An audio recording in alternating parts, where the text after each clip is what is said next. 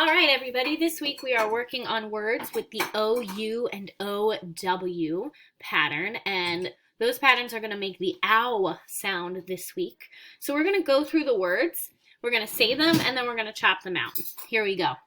First one, sound, sound, sound, mound, ound, mound, cloud, cloud, cloud, shout, out, shout, pound, pound, pound, clown, clown, clown, brown, brown, brown, crown, crown, crown, howl, owl, howl, and growl, growl, growl.